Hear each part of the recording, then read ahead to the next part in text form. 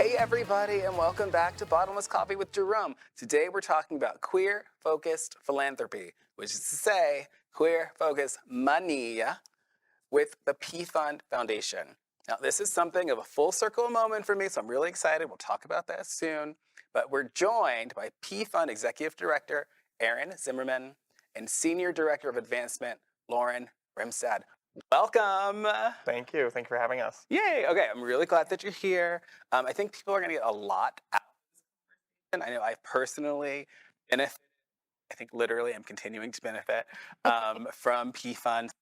Tell everyone about PFund, please. Yeah, of course. And we're so glad to be here with you today and yeah, to have that full circle moment. So PFund is a community foundation, which means we raise money from the community, pool it together, have the community make those decisions about where that funding goes, and then award really amazing people and organizations across our region. And PFund specifically focuses on the LGBTQ plus community. Yeah. And we do our work across the 5-state upper Midwest. That includes North and South Dakota, Minnesota, Iowa, and Wisconsin. We've been around since the 80s, and we've awarded several $1 million in the form of scholarships to students going to college and seeking other leadership development opportunities. We have awarded to small businesses across the region as well, and then lastly to nonprofits doing really amazing work to impact LGBTQ folks. Oh, that's nice. So you award to for-profit entities as well as nonprofits and to individuals. Yep. The Equity Fund, which is the name of that program, is relatively new. It started at the outset of the COVID-19 pandemic in combination with also the uprising following the murder of George Floyd. We saw that LGBTQ communities, specifically BIPOC LGBTQ communities, businesses were really impacted, and knew that one of the ways that we could support that community is partner with Quorum, the LGBTQ plus and allied Chamber of Commerce here in the Twin Cities, to provide not only business education and networking opportunities, but also grant assistance to help reinvigorate and re-strengthen those businesses. Well, that's nice, and I'm here. It's living proof that the Equity Fund is great. I did apply for the Equity Fund. I was awarded under that program, and it's been really enriching the conversations that I'm having in my cohort. Because there's and we'll get into the specifics of like all the programs and stuff. But in this one in particular, there's like an in-person group and like an online group. The in-person group has just been really wonderful. It's like a great community of like-minded people that are together. It's been really nice. Yeah, we're glad you like it. But PFund in general, how did things start out in the 80s? Like, where did it come from? Yeah, I can maybe start if you've got anything to Sure. too. Yeah. We were started in the 80s because our government and the wider community really failed our LGBTQ plus folks, especially those living with HIV/AIDS. What we were seeing in community at the time was that there was not funding going to support organizations that were serving that community. We saw people's legacies through their estate planning and things like that after they passed, going back to families that weren't supportive. And so a group of friends got together and said, we need to, if we're not going to be taken care of, we need to take care of ourselves. And so they came together and really took a bold stance and started PFund. And it was Philanthropy Foundation, yeah. It was a lengthy name. We could make it longer. Yeah, we'll add more syllables in our next iteration. Are any of those people still around, do you know? Yeah, we still connect with them quite frequently. They are still keeping an eye on us, making sure that we stick to that same mandate and that mission of supporting queer communities through queer philanthropy. Yeah. Without getting into the specifics of your current programming, what were the programs that were there at the beginning, if you happen to know? Yeah, it really was after the need for raising money for funeral costs became less. Yes, that was one of the earlier uses of funds raised through this community. But really what they did was they built a structure that said, when the community is not looking after certain groups and those, individuals are being marginalized, put outside of the economic, access and things of that sort, then what that does is it makes it so people from the community can put into a fund that they can trust will be distributed through decision-making from the community as well, and then re-put back out there. So instead of us focusing, 30, 40 years later on the same group of people and the same issues, what we're doing is using that structure to make sure that we can all put in and keep an eye on things and respond to other needs. Like, it's a very different set of needs today than there were 30, 40 years ago. So that was fun. The other thing is that there's so much joy that took place during this challenging time in the mid 80s, right? But what we read are stories of some of the most amazing parties you've ever been to Oh, that were fundraisers. They were just like, well, let's get together and let's help our community out while we're getting together. House parties, industrial parties, things of that sort would really kind of raise chunks of change. oh my gosh. And then volunteers would make sure that they're, being part of the review process, so things can be distributed that way. After the funeral costs weren't such the main portion of it, and PFund had officially become more of a nonprofit organization, they resulted in awards for scholars. And then 10 years later, we had a scholarship program. Okay. People could apply for scholarships. So the early day scholars were seen as leaders, community members, advocates, folks that people knew were doing a lot of heavy lifting, but weren't receiving any, resources to help them do that. So, Yeah. yeah. Yeah, and we still have, over the years, we have several hundred scholars who have gone on to do such amazing things, leading in political arenas all over, heads in business, arts, culture, and we get to stay connected with a lot of them, which is really fun to kind of see them come full circle and connect back to PFund after they've kind of gone off to school and they become mentors and leaders in the community as well. So we know when we invest in our people, the dividends are just so obvious. That's what I was about to ask. I was like, at a high level, like what difference are you seeing the investments that PFund is make in people's lives? Yeah, I think on the individual level, I say this quite often, and it continues to be true, is students will tell us that, yes, the scholarship money is like paramount, like that we need that money. We recently conducted a survey of Midwestern students, about kind of educational outcomes and things, and cost still continues to be the number one barrier for LGBTQ students.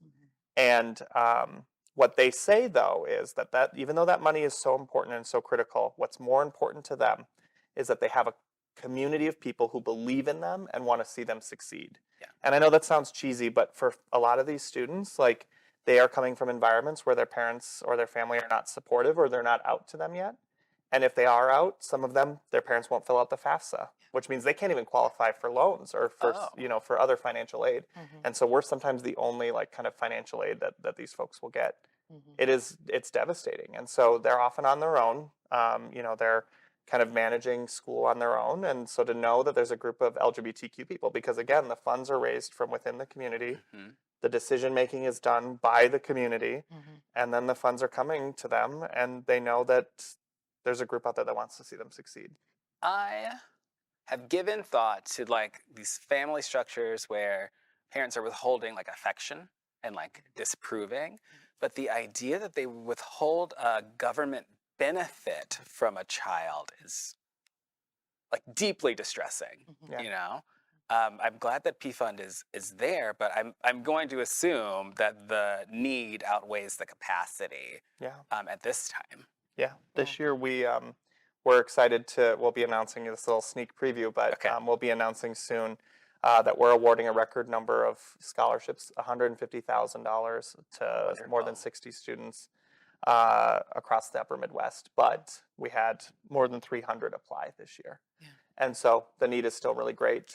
Our scholarships could be bigger. They could help support, more students. But we're really proud of the work that's being done. It's just, there's still more to be done. How do you manage that growth of PFund's reach, right? Because I think it started in Minnesota, but now you mentioned that it's in several other states across the Midwest versus the need, The other states are definitely part of the region, but they began because of the travel between the other states to Minnesota. So a lot of the origin came because people who are living in Minneapolis came from Sioux Falls, Rapid City, Cedar, well, and Rapids. Cedar Rapids and Iowa, other parts of Wisconsin, both Aaron and I came from Wisconsin. Oh, So, when you think about the relationship that Minnesota has with North Dakota, South Dakota, Iowa, Wisconsin, it is as a repose. It's a place that you can go to. And that's has a lot to do with what's happening politically today as well. And as PFund expanded to the whole of the states, not just the part of the border that touches Minnesota, it became evident that the entire parts of the state need as much support from the queer community for the queer community as possible. So we spend time in those places, and it's very different than Minneapolis. It's very Yeah. different. It really highlights the needs that are facing individuals outside of Minneapolis and how they're different. And I love that you're being very specific about Minneapolis because are you familiar with Queer Space Collective? Yes. Yeah. Yep. They're Love one of our them, great. right? Yep. Oh, are Yeah. they? Yeah, we're really proud to Oh my be gosh, supporting them. cool. Yeah. Well, Nikki from Queer Space was here on this stage, and we were having a conversation about the needs in the Twin Cities versus even St. Cloud, which is like an hour and a half away. Yeah. And it seems like it just gets so much harder to be like queer, even as an adult, the farther away from the Twin Cities metro area you get. But as a queer child, I can't. It's just hard to imagine. Yeah. Yeah. And actually, that work being done in St. Cloud with Queer Space Collective is specifically the funding that we provided for them. I did not see that up. No, I know. But I'm proud to say, like we try to reach as many queer people as possible through the organizations doing really fabulous and amazing work. And what I'll say is that even though there's a lack of infrastructure, a lack of resources, what we're seeing in those rural communities across the region, places like where I grew up, there is tenacity, there is creativity, and there is a real hunger to support community. And honestly, it's been really great in my role to get to interact with those folks and hear how we were just recently up in Fargo for a conference that we partnered with some local organizations on, and just getting to hear the energy or feel the energy in the room and hear kind of the strategy and the community that came from it was just really inspiring, really cool. I wonder, I'm loving this energy. Can you tell us a success story? I know we've mentioned a couple of them, but I would just love to celebrating, I guess. Well, and the one that comes to mind, and I think it's going to maybe lead into some other, hopefully some conversations we'll have later on today, is an organization called the Transformation Project, and they're in Sioux Falls, South Dakota, and they're an organization that works primarily with individuals and families who have trans and gender expansive young people and adults in their families. They do a wide variety of things. They're honestly doing so much work in South Dakota right now for the LGBTQ community, but more specifically the trans community. And South Dakota right now is pretty restrictive legislatively. The legislator and the governor there have made it really hard to be a trans person, especially a trans youth, to go to the doctor, to exist in school, to honestly live with your basic rights being met. And the Transformation Project last spring surveyed all of their families, anyone that they knew, to just say what's going on, what does your family need, what are you experiencing right now? And because it is illegal for a trans minor in South Dakota to go to the doctor for gender affirming care. Families obviously have to navigate that. They have to figure out how are we going to solve this. So they asked in the survey, what, do you just stop going to the doctor? Are you going to move out of the state? Are you going to have to travel? And all of those are awful solutions to a horrible problem. There's no winning in that. A created problem. Yeah, exactly. And what they found was a lot of families were going to travel. They were going to have to travel upwards of 500 miles. So if you think about South Dakota, if you're in eastern South Dakota, coming to Minnesota. If you're in western South Dakota and you're surrounded kind of by other states that aren't in a great situation either, Denver is the closest place that a lot of those families are going to have to travel. That's 500 miles one way to see a doctor, for your kid to get necessary, life-affirming, life-saving medical care. And so we said, well, we got to help support that. That's a lot of gas money. That's hotel stays. That's, all kinds of stuff that just in order for these families just to go to the doctor. And so we provided them a grant in order for them to do that. And I think it's been going really well. And again, it's not a long-term solution. The long-term solution is for these laws to be challenged in the courts, and that we're seeing some success with that. But in the short term, how do we just ensure that these kids are being able to see the doctor? Okay, is that what led into the creation of Trans? The Transend campaign. Yeah, okay, it's very exciting, and we've got a few minutes, so we can even talk about it. Lauren, I think you sent me an email, but you're like, Jerome, will you be an ambassador for the Transend campaign? And I was like, I don't know what that is, but I know PFund. Like I think at this point I might have met every staff member that you have. Yeah. And like you really do excellent, impactful work. And like people ask me to do like a lot of stuff. That's often just kind of like a waste of time. But when your email, it's like, no, this is legit. Like I've had Ellie Krug on the show. I've had John Gatorman on the show talking about gender affirming care. Like this is like something we actually do to make a tangible impact on people's lives. Because so often on the show, I'm like, come on up, talk about your program, talk about what you're doing, and you'll see some intangible results over the next 5, 10, 15 years. Who knows? But now having the opportunity to help raise money for families to make their lives easier, like I am obsessed with the idea of being a part of that, and so I'm happy to accept the invitation to be an ambassador. And it's my understanding that there is a page that people can go to, and there should be, at this point, a QR code floating on the screen. And you can point your phone at that code, and it will take you to my page where you can make a donation to help support these families who really need you right now. But to make things also easy, there will be a link on bottomlesscoffeeshow.com. So you can just go there, and I'll make sure it's right at the top for you. So you can contribute in that way.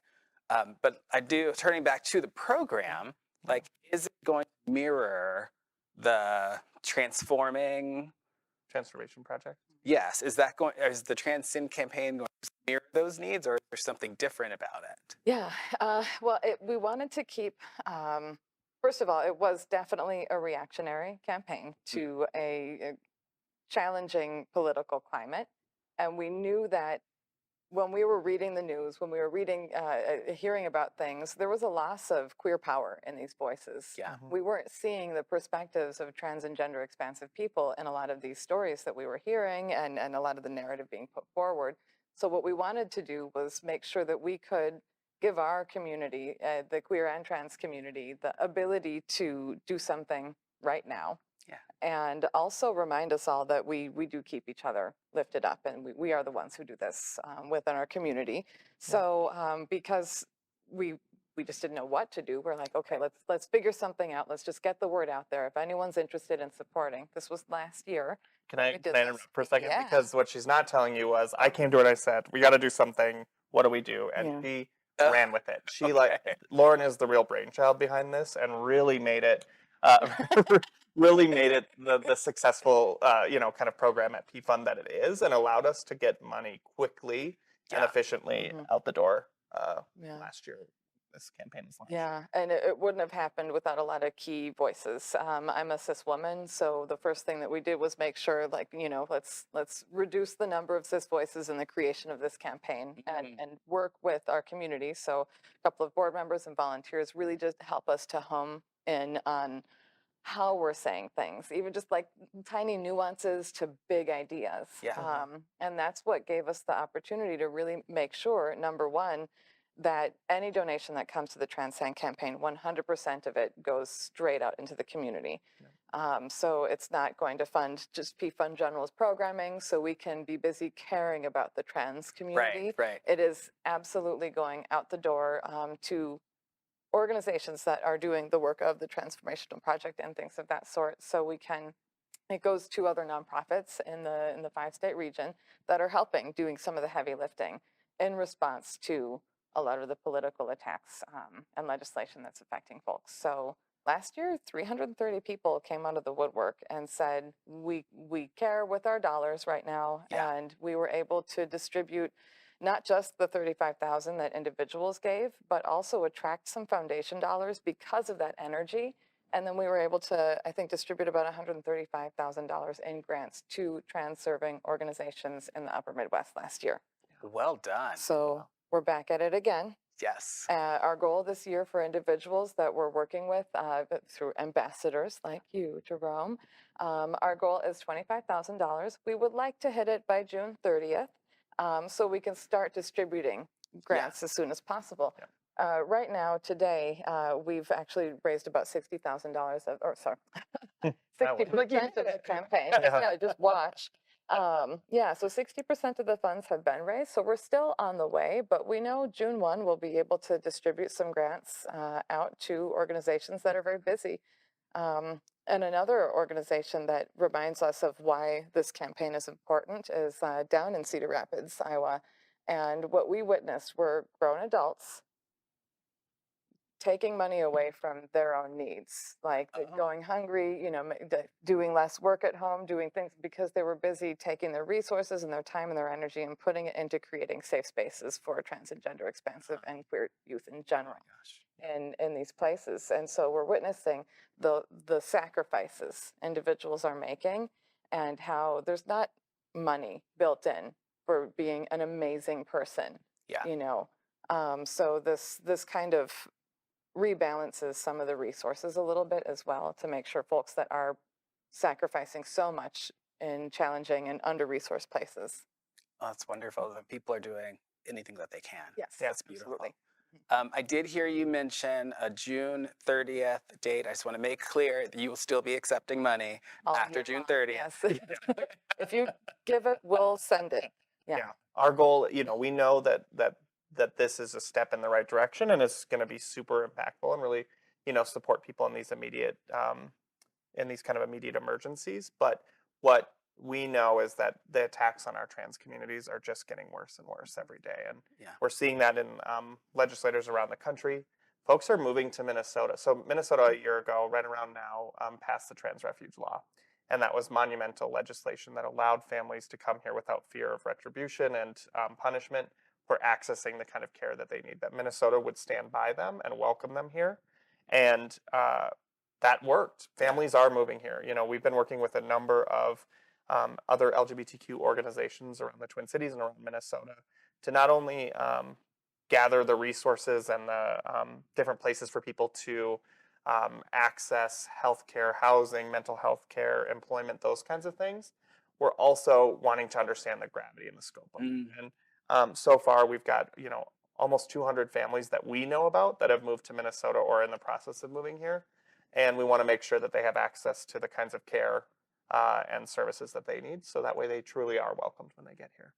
Oh my gosh. Your organization is doing incredible work. And I want to dive into the nitty gritty on all of your programs and services. But first, we're going to take a coffee break. We will be right back with Aaron Zimmerman and Lauren Rimestad. Welcome back. You're watching Bottomless Coffee with Jerome, and we're having a wonderful conversation with Aaron Zimmerman and Lauren Rimestad from PFund.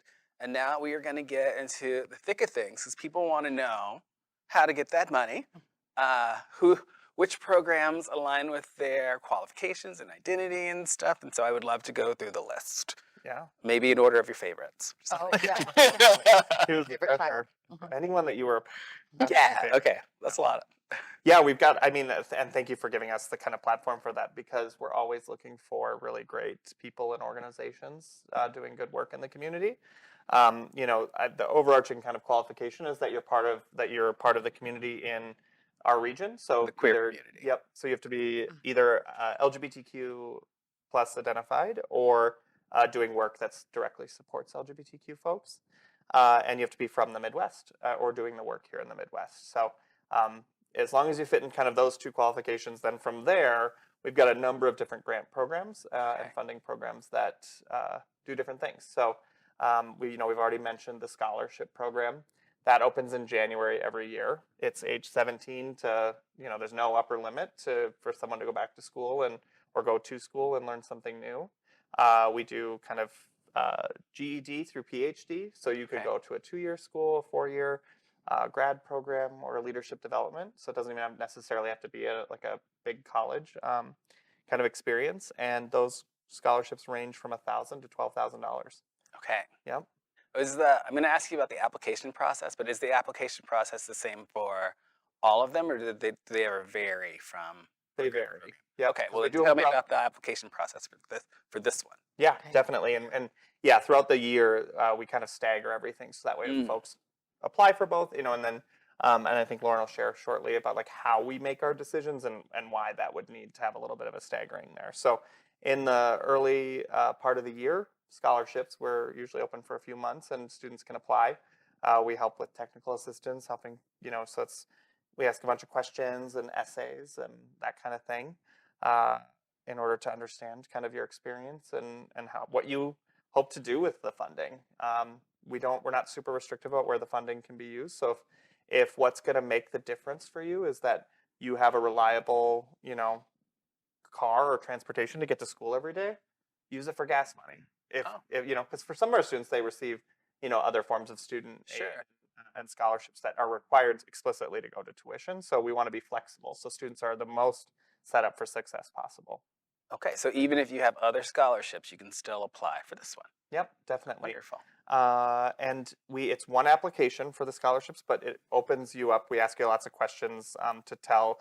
We've got scholarships that fit certain criteria. So Okay. we've got a lot of technical college scholarships. So when you apply and you put in there, I'm going to MCTC, we've got scholarships that we'll figure out for you if you qualify for.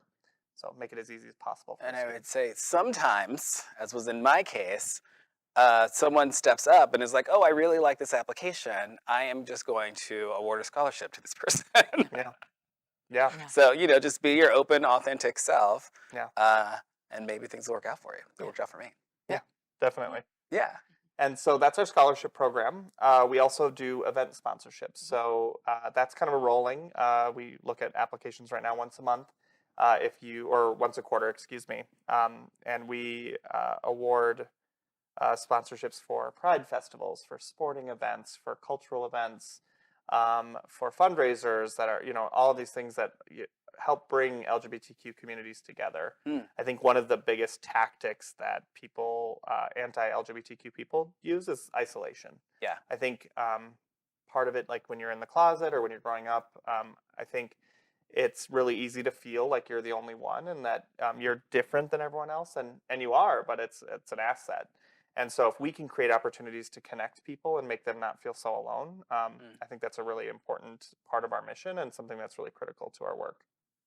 So that's our sponsorship program. Again, you apply on our website and we'll make sure that you have access to our website. Okay. I wanna check in on the reviews process. Yeah. So I think Erin said that you were gonna talk about the reviews Reviews, of yeah. the Of- scholarship one in particular. Yep. Yes, and all of our application processes as well. But yes, with the scholarship reviews, what happens is we get hundreds of applications. Yeah. And then what happens is the scholarship reviewers are the next ones to take up the heavy lifting after the scholar applicants have done the heavy lifting of sending us their applications. So to get all of these applications reviewed, we need people from throughout our region. Queer people, there are some allies who also volunteer and want to help out, which is great. So we have usually about, what do we have, 50, 30, 35 or 40. 35? Yeah. So about, 35, 40 people volunteering their time. And this isn't like I volunteered for a 2-hour meeting and it was fun. This was, I volunteered to read dozens of essays. Yeah. And then rank them. Yeah. So these volunteers get recruited from a lot of our outreach, for people we meet as we're on the road, people we meet at booths at the, Twin Cities Pride Festival and, the event, and we just try and connect as much as we can. Those who want to, we make sure that they're trained to have access to the information. What is the rubric? How are decisions made? Why are these rubrics put into place? And then we get together and it's actually very fun. Spend a few hours with, your cohort of reviewers and, there's about 10 folks or so, or, 8 in a group that get together and talk about like the applications, and you learn so much Yeah. about what's happening. In fact, reviewing applications could be a really wonderful way to get to know about what's happening in your community. It's a great way to give back. Yes. I have the privilege of having been an award winner, but I also helped review. Thank you.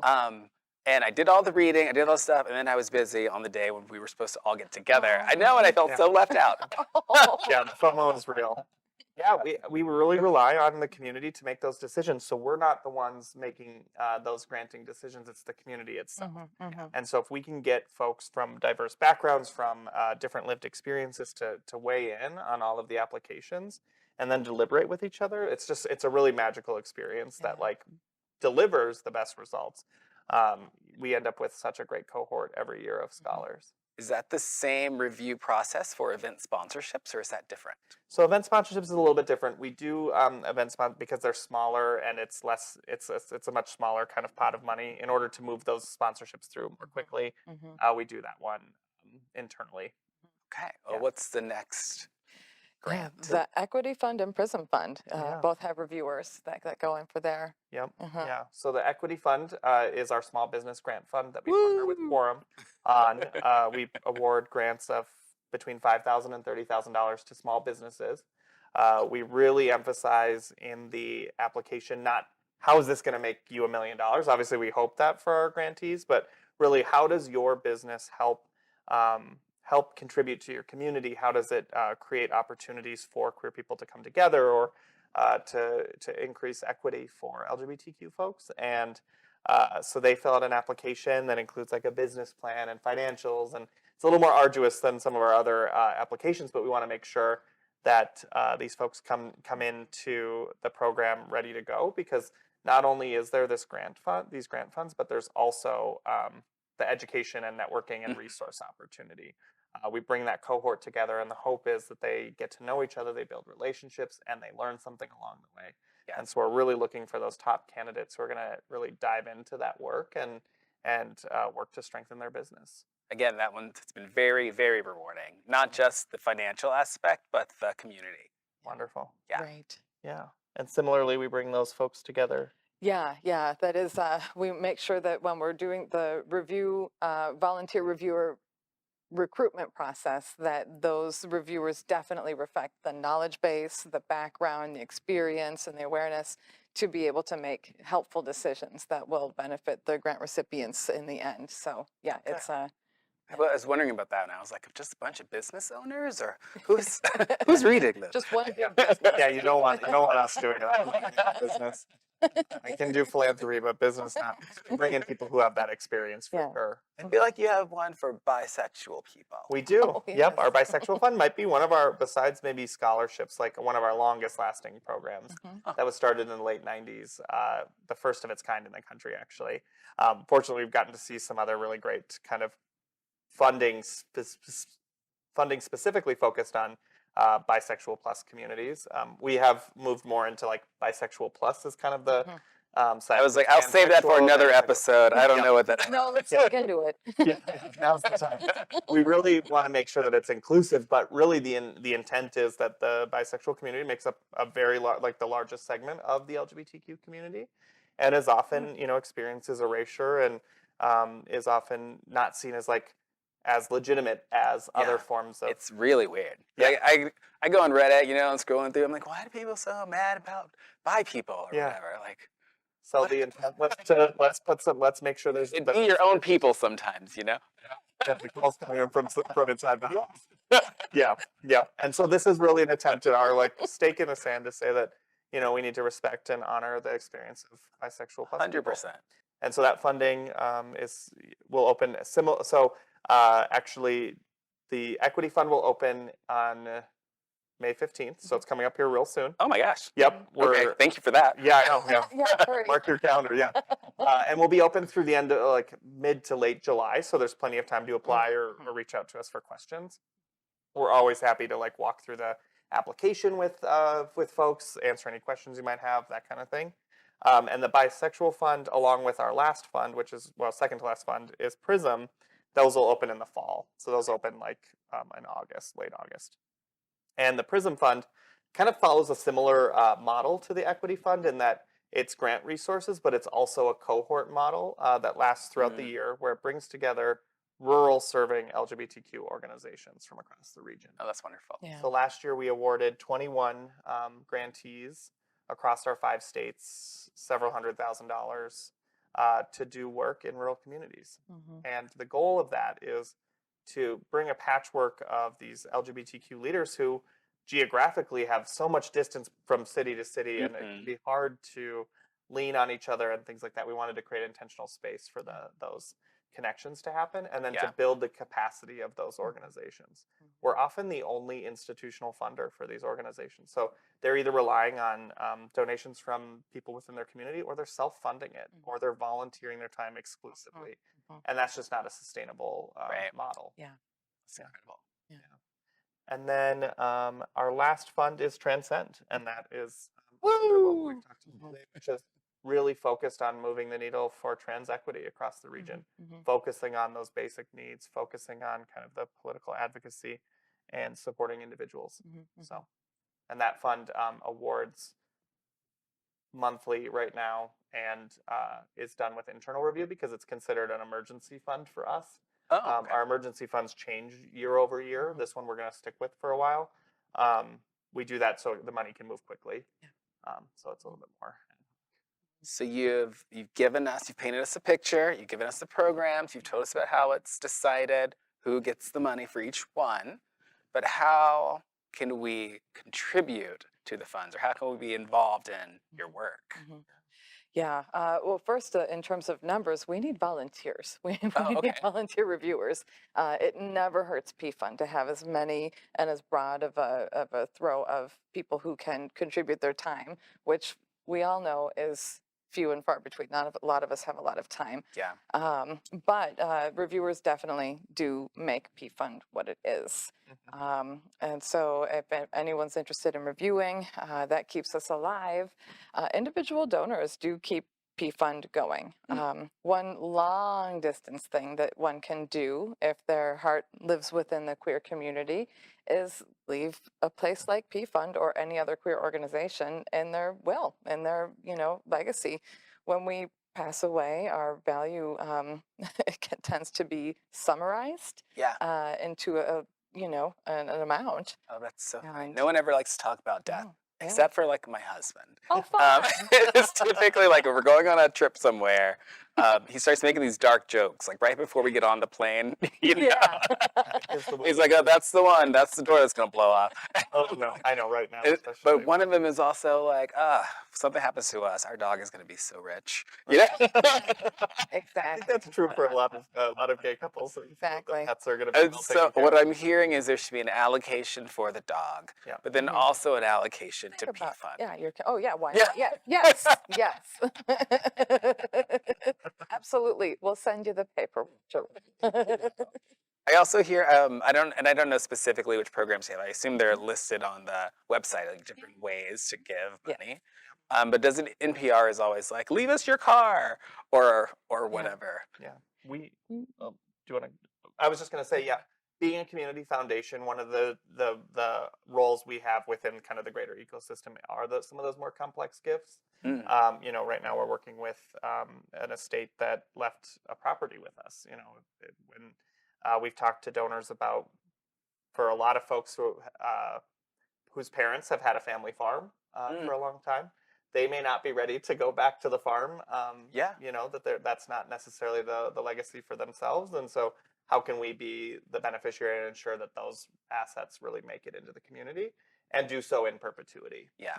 Our role as a community foundation is to be that kind of core funding to ensure that we have resources allocated in perpetuity, but do so in a way that's flexible and can meet the needs of our communities. Thinking about what things were like in the 80s versus the way they are in the early 2000s versus now, like thinking about the progress we've made and the kinds of advances we've made. We want to make sure that funding really does go towards the community's needs at any given moment. That's beautiful and necessary. Yeah. I feel like we don't like thinking about it, you know? Yeah. We're like, oh, you know, I'm going to die with like $1 extra, but give the dollar to PFund is all, Yeah. Thank is you. all I'm saying. They're hired. Yeah, there you go. Yeah. Love it. Okay, well, let's take another quick break, and then we will be right back with more. Welcome back. You are watching Bottomless Coffee with Jerome, and we are having a really splendid conversation with PFund. And one thing that we were just chatting about over the break is how we actually have a shared grant through the Minnesota Department of Health. So this is always a good time to remind you to get vaccinated, get boosted, wear your mask. If you're sick, stay home. Definitely don't come around me. Yeah. Yes. No, it's been a great being able to kind of partner with you on some of that stuff, and we're excited. We'll be announcing a round of grants through the MDH program as well, where we're awarding to 8 different Pride festivals around the state in order for them to be able to have these really great and inclusive and connected experiences while still maintaining safety around COVID. So making sure that there's still hand sanitizer and masks available, making sure there's proper signage, and ensuring that folks can gather safely, because we're not out of the woods yet, and for a lot of our community, COVID still is a serious and important consideration when navigating your health. And I think one of the things that I love about the LGBTQ community is just our respect for each other, and one of the best ways we can show that is through safety and precautions around COVID-19. Absolutely. Beautifully said. Thank you. Well, we get to this point at the end of every episode where I get to figuratively hand the mic over and make sure you get a final message, because it's really important to me on the show to make sure when people come up, we have a great conversation, but sometimes people get lost, you know what I mean? They forget to say what they came on here to say. So let's make sure that doesn't happen. Yeah. No, I can. What are some final thoughts from you, Aaron? I think I just want to say thank you for having us here, and I think this has been a really clear demonstration of the power of queer philanthropy, that and philanthropy doesn't just have to be about the money. It's about relationships and how we can connect with each other, and how we can really advance the rights of our community, the visibility of our community, by building relationships with each other. And getting to support your work from PFund, from PFund's perspective, has just been such a rewarding experience, because we get to see just the ripples of your impact in the community. And we know that you've been such an advocate for our work, and I just am really thankful for that. So thank you. That's very kind. Yeah. But we've got business to do, and I think Lauren's we turn Lauren's back. coming in with the business. There we go. Yeah. It's business time. The business of today is making sure that our trans and gender expansive community members have safety, have the ability to, go to school and feel okay, or have a school to go to that they can feel okay in. Across Minnesota, North Dakota, South Dakota, Iowa, Wisconsin, there are youth, young adults, and adults who don't have that safety and don't have access to care that they need. So this is an opportunity for the Transend campaign to take the interest and the care in dollar form from individuals like ourselves and like you and like anyone who donates to your page, to make sure that PFund can share these dollars with places in Iowa, North Dakota, Wisconsin, South Dakota that are doing a lot of this heavy lifting. For example, right now, so far, 252 people have donated to our Transend campaign this year, since we started a couple of months ago. The average donation is about $60. But think about it, when we took the sum total of this, by the end of this campaign and beyond, we want to at least have $25,000 that we can give out to in a few grants, to make sure that someone in, South Dakota can get help to transition to digital or online school. That someone in North Dakota can have a space to go to in, Bismarck or Fargo, where they can see people that reflect their own safety and, and community. and that these dollars do much more than just, they're not written on a check and handed over and then, just helps towards the sum total. These dollars actually do help to increase the work that is being done, the resources that are being provided, because the people who are doing this work in even rural Minnesota and even in Minnesota itself through gender affirming care services and things of that sort, they're strained. There's a lot of work happening, and it's come down to a very short list of organizations in our region, Yeah. and they need our help right now, Well, big time. I'm pretty sure the people watching Bottomless Coffee will be able to give you a good lift on those numbers. No pressure, Come on. everybody. But would they also be able to become ambassadors themselves? Absolutely. Yeah, right now we have over a dozen ambassadors that have started their own web pages. We had a convention do their own version of a fundraiser for the Transend campaign this past weekend, where 150 plus video game and music fans were able to contribute between $5 and a few $100s while they were having fun at a convention. Yeah. And so anyone can make their page. It's very easy. And then once you do, you visit the QR code and say, I want to fundraise for this. It's a little button and you click on that. You're 5 minutes away from having your own fundraising page that you can email, promote on your socials, and then folks get to see that. And even just seeing that this campaign exists does a lot, because people know that, our subconsciouses start to understand that this is a very present need and that there is something that we can do as individuals about it. Yeah. Mhm. And I think people having that visibility is key, because I think others want us to believe that there isn't support for trans communities. Yes. Yeah. They want us to think that that is a small minority, but actually we're seeing that it is a majority of people want to support trans people, do not understand why there have been these attacks. And this campaign not only raises those vital funds, but it shows the community that we're there for them and that we're part of the majority. Well, Aaron and Lauren from PFund, thank you so much for coming on today. Let's raise some money for our trans and gender expansive folks and for our queer community at large. Yeah. And everybody at home, if you see that QR code or you find the link, I hope that you will donate and or become an ambassador yourselves.